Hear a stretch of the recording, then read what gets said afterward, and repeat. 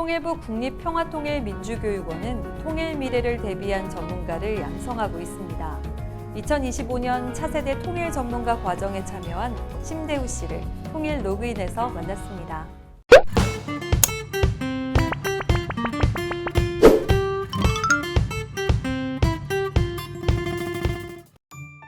네, 안녕하세요. 저는 현재 2025 차세대 통일 전문가 과정에서 활동하고 있는 심대우이고 동국대학교 북한학 전공으로 대학교 다니고 있습니다.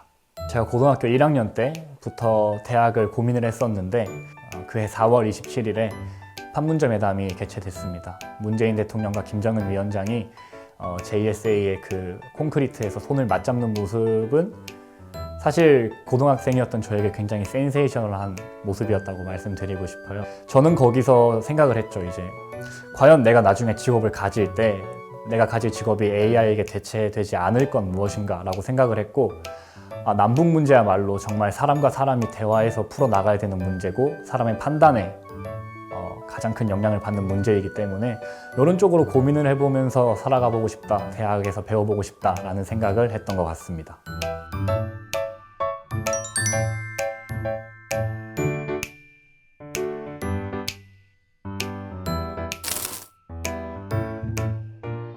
차세대 전문가 과정은 이제 대학생, 대학원생 그리고 취업을 하신 분들이 고루 섞여서 50명에서 운영이 되고 있고, 일단 기본적으로 북한 그리고 통일에 대한 이해를 전제로 합니다. 다양한 통일교육원 교수님들이 오셔가지고 이론에 대해서 얘기를 해주시고 정치, 경제, 사회, 문화 이런 식으로 각각 분화가 세분화돼서 분인별 연구를 합니다.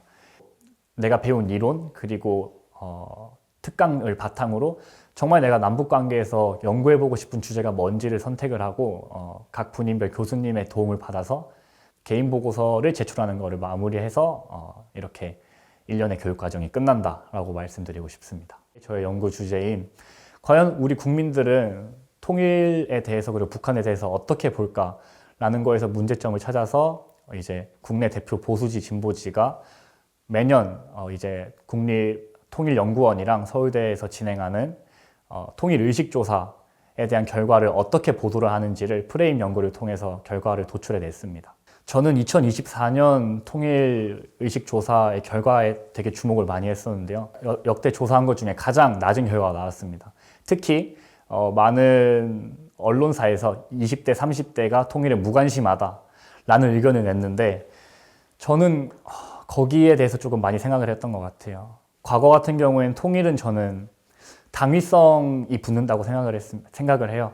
당위성이라는 거는 당연히 해야 되는 일이기 때문에 거기에 대해서 모르면 너는 문제가 있어 라는 그런 의식 때문에 통일에 대해 좀 관심이 많았다라고 생각을 해요. 하지만 현재는 사람들이 통일 당연히 해야지가 아니라 너는 통일에 찬성해 반대해 라고 묻고 있잖아요. 그래서 지금의 통일은 저는 선택이라고 말씀을 드리고 싶어요.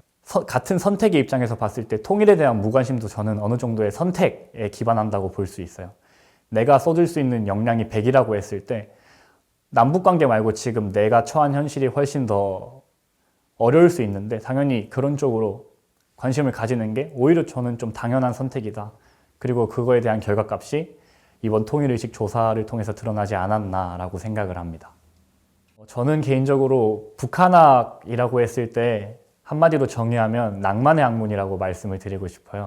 현재 남북의 모든 대화 채널이 중단된 상태고 과거와 다르게 사실 힘든 것도 사실입니다. 하지만 저는 북한학이라고 했을 때 누군가는 꼭 해야 된다라는 생각을 하거든요.